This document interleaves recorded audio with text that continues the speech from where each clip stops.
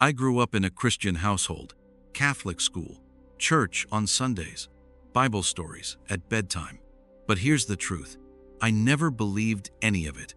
Not one word. Sure, I found some stories interesting, but that's all they were to me. Stories. My family wasn't devout either.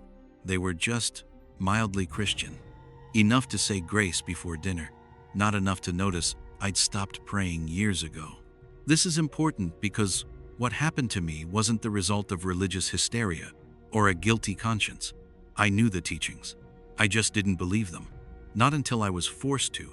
At 12 years old, I became obsessed with the unknown, ancient aliens, conspiracies, ghosts, the Illuminati, witchcraft, the demonic. This was 2003, right after the millennium, and the internet was a goldmine for curious kids like me. I devoured it all, but it was just entertainment. I had no proof, no reason to believe any of it was real. That changed when my family decided to move. The house we almost bought. My parents found what they thought was the perfect house. Big, affordable, empty. While they toured it with my grandmother, I ran through the vacant rooms imagining where I'd sleep, where I'd hang posters, where I'd hide when I got in trouble. But my grandmother felt something was wrong, specifically the second floor. She didn't like the layout. She kept saying, "What if there's a fire and the kids are trapped up there?" My mom brushed it off. Then, as we were leaving, she stopped in her tracks. "Did you see that?" she whispered. "See what?" "A little girl in the upstairs window, staring at me." The house was empty. We were the only ones inside. My parents dug into the history of the house. What they found froze their blood. Years ago, there had been a fire on the second floor. A young girl died in the flames. My mother saw her. Still, my parents almost bought it anyway. What stopped them? A roach infestation found during the inspection. My mom couldn't handle bugs, so we moved on. We found another house in a nearby town. Cleaner, cheaper, no dead children. My grandmother approved. We moved in within days. Then someone knocked on our door. It was the previous owner, an older woman, smiling politely. She had one message for us. "My mother died in this house. You might see her sometimes. Don't be afraid. She's friendly. She just loves this place." We thanked her, closed the door, laughed it off. We shouldn't have. The family down the street. I made a new best friend who lived down the street. My house number was 112. His was 12. I thought that was cool. No deeper meaning, just a coincidence. Our families became close. Dinners, barbecues, game nights. During one of these, my friend's parents asked about our move. My parents told them about the house we almost bought, the one with the dead girl. My friend's father went pale. "We lived in that house," he said, "for 10 years. Silence. We moved because it was haunted. 2 spirits, a little girl, and an old man. The old man, he was evil." My friend had 3 older brothers. Each one had a story. Terrifying, soul-crushing stories. The oldest brother, 21 years old, still slept with the lights on.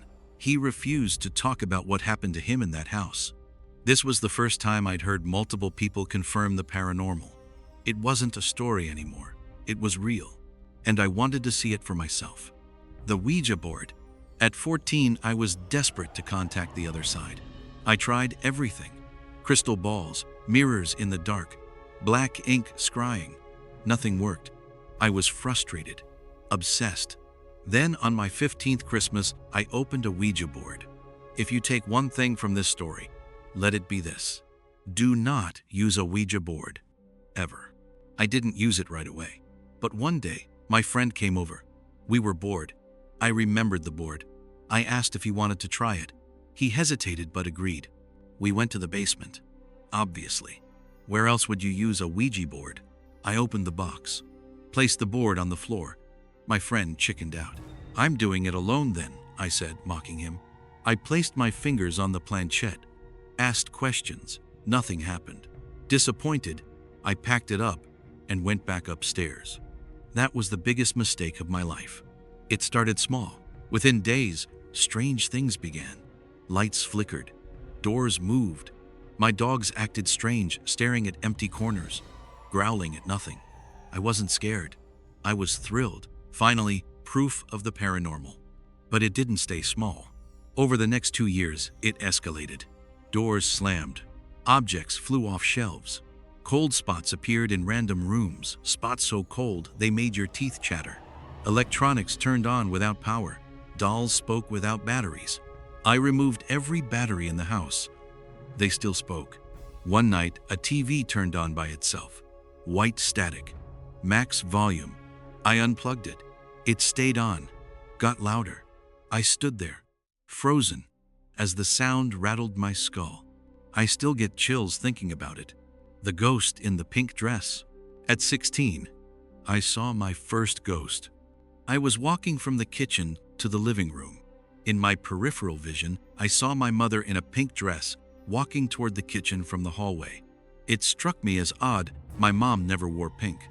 I reached the living room. My mother was sitting on the couch, watching a movie, wearing jeans and a sweater. I froze. "I just saw you in the hallway," I said. "In a pink dress."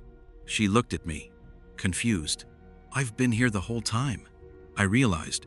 Then I'd seen the previous owner's dead mother, the friendly ghost. I should have been terrified. Instead, I felt comforted. I thought all spirits were like her, gentle, protective. I was so wrong. The thing in the closet. By 18, the activity was unbearable. I developed severe insomnia.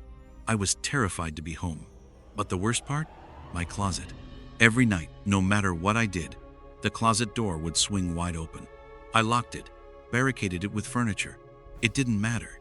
The door would push everything aside and open into a dark, gaping void. I started bargaining with it. "You can do whatever you want," I whispered into the dark. "Just don't open while I'm trying to sleep." Some nights, it listened. Most nights, it didn't. I also felt things crawling into my bed, not my imagination. The mattress would indent, springs compressed, as if something invisible was lying beside me. I would freeze, close my eyes, pray for morning. The night everything changed. One night, I was reading Harry Potter in the basement. Just me and a small lamp.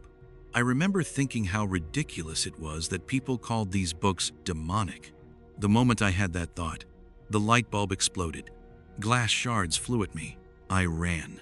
Up the stairs. Toys under the stairwell started going off, dolls, laughing, singing, talking. I sprinted to the hallway, flicked the light switch. The bulb exploded. I ran to the living room, flicked the switch. Exploded. I ran upstairs, flicked the switch. Exploded. 4 light bulbs. 4 explosions. 4 moments of pure terror. I made it to my room. Finally. Light. I collapsed, shaking. The attack. I grew braver over time. I had to. These things were constant. I learned to sleep alone again. One night, I was lying on the basement couch. My little dog, Baby, a timid, sweet chihuahua, was curled on my chest. Suddenly, she stood up, growling. Fur raised, fangs bared. She never acted like this. She was protecting me. Then she whimpered, tail between her legs. She ran. Before I could move, my arms were pinned to my sides. My back was forced into the couch, no, through the couch. It felt like I was being pushed 5 feet down, like my soul was being ripped from my body. I felt something I'll never forget. Hatred, pure, inhuman, demonic hatred. It wanted to destroy me, not just kill me, destroy every piece of my soul. I was prey. It was the predator. I broke free, ran upstairs. Every light I touched exploded. I burst into my parents' room, screaming, shaking them. They wouldn't wake up. I tried my brother. Same thing. It was like they were in comas. I climbed into my brother's bed, pulled the blanket over my head, and it happened again, and again, and again, 10 times. I was breaking. My soul was dying. Then I remembered something from childhood. Pray to Jesus. I cried out his name. Everything stopped. Instantly. 15 years of silence. It's been 15 years. Not one paranormal event since that night. Nothing. The closet stays closed. The lights stay on. The hatred is gone. The next morning, I told my parents. We found the Ouija board. Online, it said to burn it to close the portal. We tried. It wouldn't burn. My parents doused it in gasoline, lit it on fire. It sat there, unscathed. They threw it in the trash, watched the truck take it away. I never saw it again. Years later, my biological father told me he had a similar experience as a teen. He also called on Jesus. He also was saved. Maybe it's hereditary. Maybe some people are more vulnerable. I don't know. But I know this. Hell is real. Demons are real. And so is Jesus. I didn't believe it before, but I do now. Because he saved my life.